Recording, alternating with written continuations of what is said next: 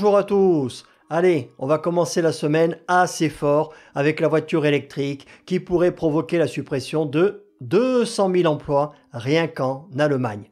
Mais tout d'abord, alors je ne sais pas pour les autres animaux, mais savez-vous pourquoi il ne faut jamais donner à manger de chocolat à un chat ou un chien? Tout simplement parce qu'il contient de la théobromine, qui est un poison qui s'accumule dans son organisme et finit par le tuer. Article d'Automobile Propre, rédigé par notre ami Valentin Simineau et publié le 5 novembre 2024. La voiture électrique pourrait supprimer 200 000 emplois en Allemagne.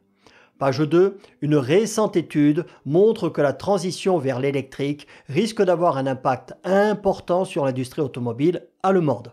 Près de 200 000 emplois pourraient disparaître d'ici à 2035. Mon Dieu, mis à part les charmantes jeunes femmes qui affolent l'essence des ivrognes à la fête de la bière et les nôtres sur YouTube, bien sûr, que reste-t-il de la grande Allemagne industrielle que l'on a connue jusqu'à la fin des années 90?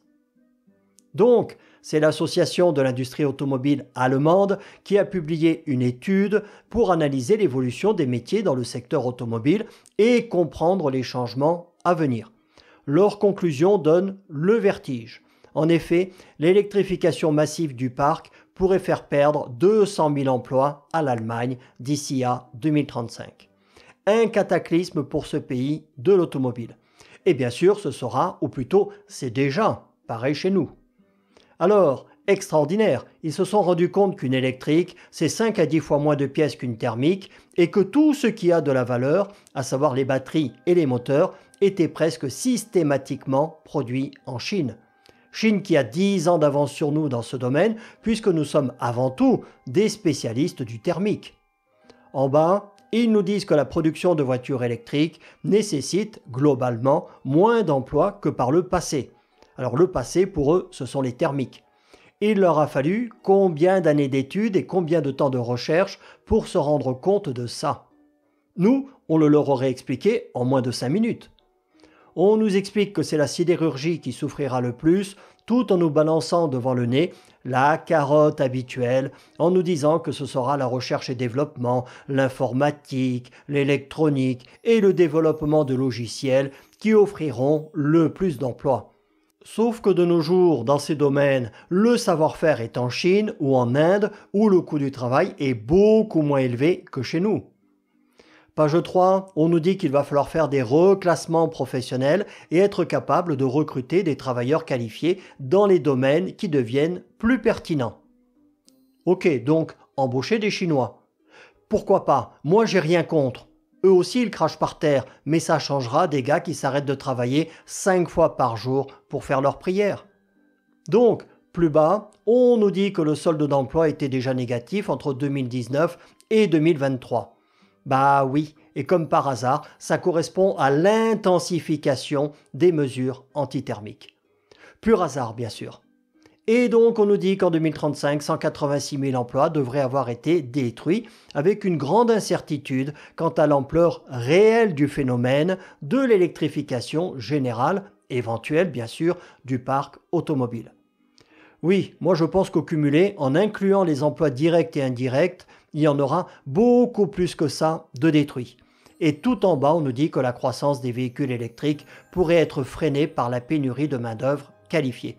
Visiblement enfermés dans leur idéologie, ces gens n'ont toujours pas compris que ces produits ne correspondent ni aux besoins, ni aux envies, ni aux attentes, ni aux moyens des citoyens. Page 4, l'avant-dernière, le paragraphe qui m'énerve.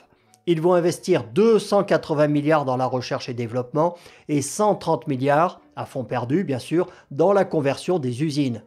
Bon, si ça se fait, car il y a heureusement beaucoup d'abandons de projets dans l'électrique. Et on nous dit qu'ils veulent faire ça alors que ça provoquera des pertes d'emplois, que l'Europe perdra de sa compétitivité et alors que le prix de l'électricité est jusqu'à 3 fois plus élevé pour les entreprises allemandes que pour les américaines ou les chinoises. Moi, je suis totalement dépité, je ne sais plus quoi dire. Les gars, ils maîtrisent très bien le thermique, les clients veulent des thermiques, mais malgré ça, ils continuent de vouloir nous imposer de l'électrique, alors qu'ils nous disent eux-mêmes qu'ils ne pourront pas être compétitifs Et on l'a vu hier que le patron de BMW veut l'abrogation pure et simple de ces normes stupides, et il est loin d'être le seul. Plus bas, on nous dit qu'ils veulent des subventions. Bien sûr, l'argent public, l'argent gratuit, l'argent de nos impôts, comme d'hab, avec la carotte, comme quoi ça pourrait résoudre les problèmes d'emploi. Et en bas, on nous dit qu'ils voudraient des prix de l'énergie compétitifs, une bureaucratie moins écrasante, des procédures plus rapides, un système d'impôts et de taxes compétitifs, etc., etc. La liste est longue, mais les tâches sont urgentes, disent-ils, car la crise est là et le groupe VAG est en grande difficulté. Groupe VAG qui accumule les erreurs, on en reparlera dans la semaine. La dernière page, on nous redit que les premiers signes d'une crise sont là. Non, non, ce ne sont pas les premiers signes, elle est confortablement bien installée. La fin de la production dans l'usine Audi de Bruxelles a été officialisée.